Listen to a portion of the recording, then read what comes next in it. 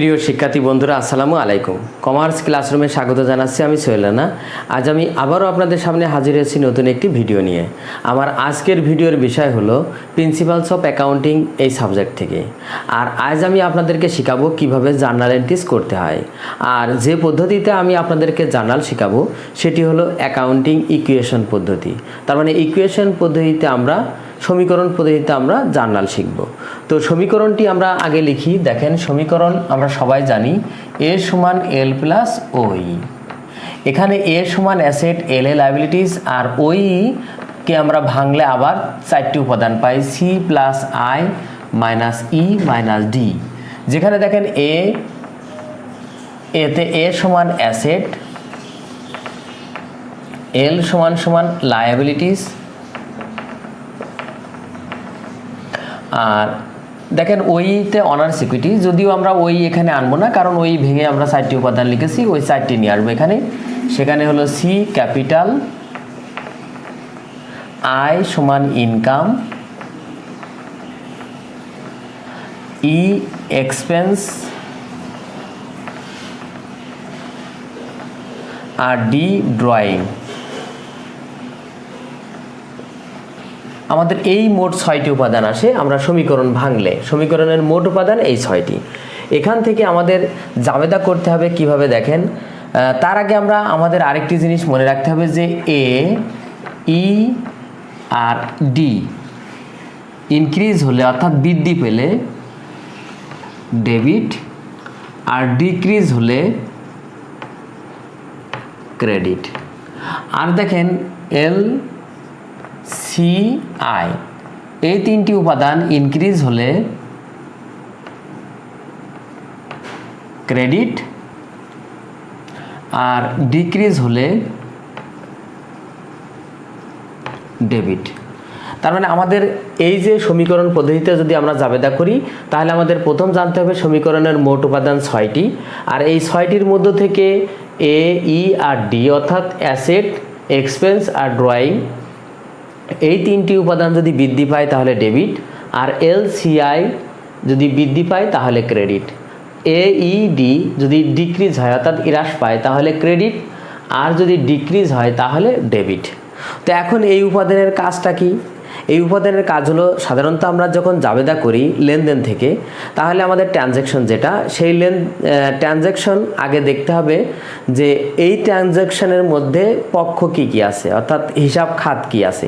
সেই হিসাব খাত অবশ্যই এই 6টি উপাদানের যে কোনো 2টি অথবা একটিও হতে পারে। এবার দেখব ওটি বৃদ্ধি পাচ্ছে না হ্রাস পাচ্ছে। তাহলে যদি বৃদ্ধি পায় তাহলে এইভাবে ডেবিট, আর যদি হ্রাস পায় ক্রেডিট। পরের নিচের 3টা দেখেন, বৃদ্ধি পেলে ক্রেডিট, হ্রাস পেলে ডেবিট। এই হলো আমাদের জাবেদা করার নিয়ম। এখন আমি আপনাদের যে অঙ্কটি করাবো এটি national university BBS pass course 2017-এ এসেছিল।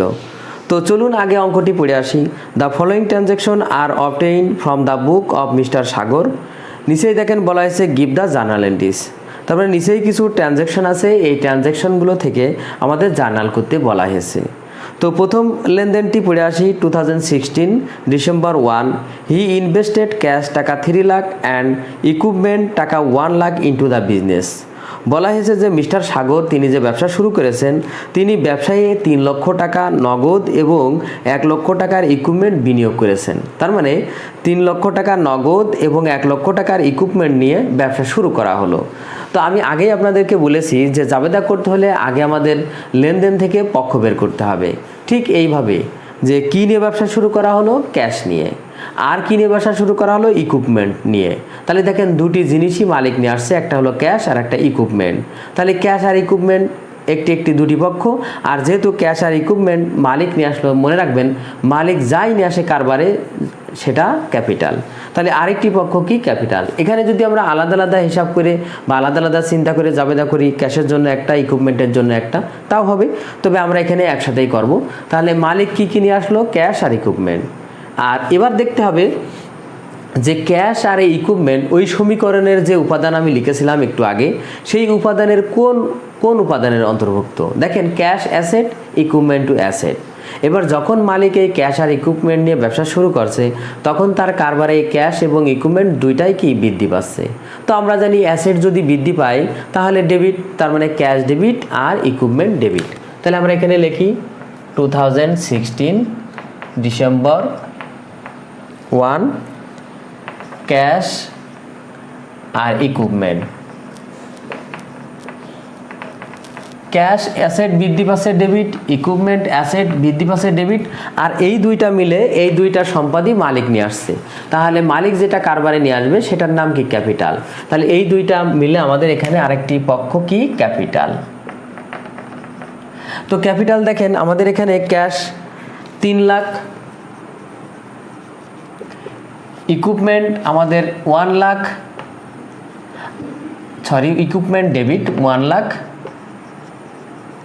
আর এই দুইটা মিলে আমাদের ক্যাপিটাল 4 লাখ ক্রেডিট। আর এখানে আমাদের একটি ব্যাখ্যা লিখতে হবে যে cash invested in the business, cash and equipment invested in the business.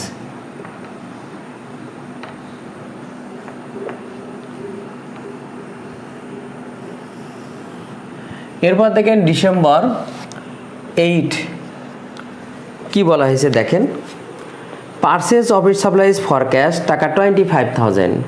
বলা হয়েছে যে অফিস সাপ্লাইজ ক্রয় করা হলো 25,000 টাকায়, অ্যান্ড অন অ্যাকাউন্ট এবং ধারে ক্রয় করা হলো 30,000 টাকায়। এখানেও দেখেন দুটি লেনদেন, তো আমরা আলাদা আলাদা হিসাব করে তারপরে একসাথে করব। আপনি একসাথে করলেও হবে, আলাদা আলাদা করলেও হবে।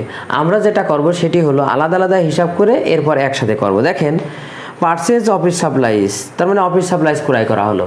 ঠিক এইভাবে প্রশ্ন করবেন মনের কাছে, কি ক্রয় করা হলো? Office supplies. তাহলে অফিস সাপ্লাইজ একটি পক্ষ।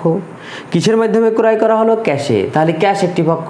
তাহলে দেখেন প্রথম যে লেনদেন যেটা অফিস ক্রয় করা হলো নগদে, সেখান থেকে আমরা পক্ষ পাচ্ছি অফিস সাপ্লাইজ একটি পক্ষ, ক্যাশ একটি পক্ষ।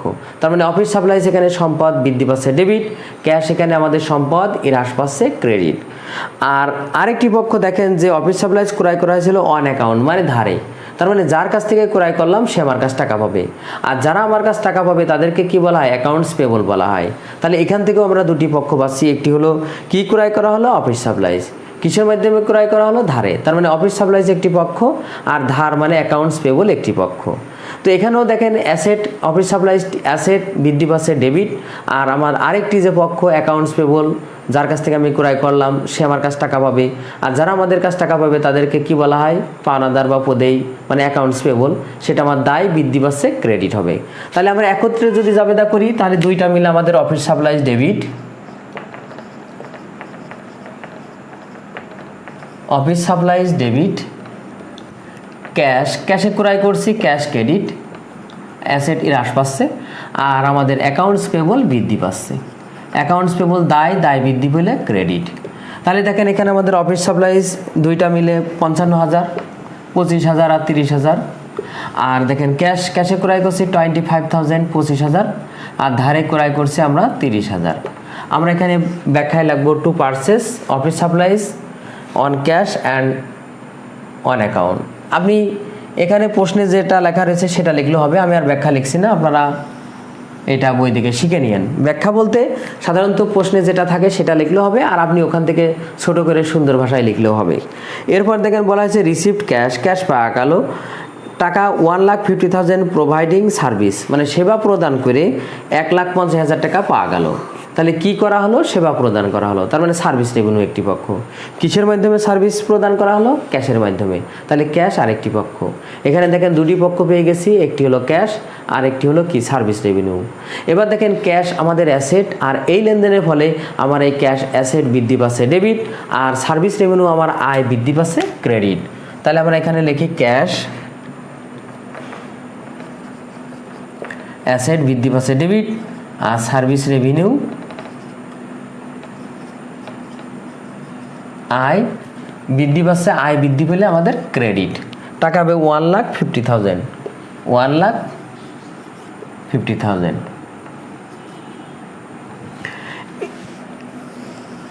এরপর দেখেন বলা হয়েছে সার্ভিস প্রোভাইডেড অন অ্যাকাউন্ট, ধারে সেবা প্রদান করা হলো।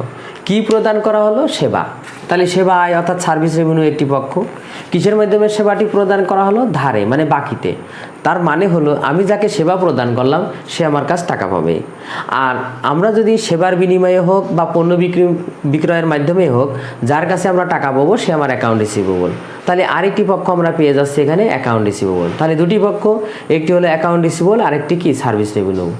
এবার দেখেন এই লেনদেনের ফলে যে দুটি পক্ষ পাচ্ছি, একটি হলো অ্যাকাউন্ট রিসিভেবল যেটা অ্যাসেট, বৃদ্ধি পাচ্ছে ডেবিট। তাহলে আমরা এখানে লিখবো অ্যাকাউন্ট রিসিভেবল,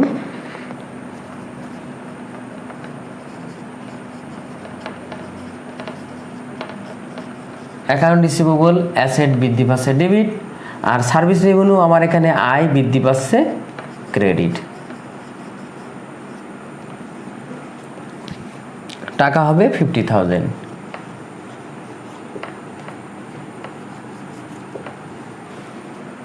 দেখেন এখানে আমি ব্যাখ্যা লিখলাম না, আপনারা ব্যাখ্যাটা সুন্দর করে লিখে নিন।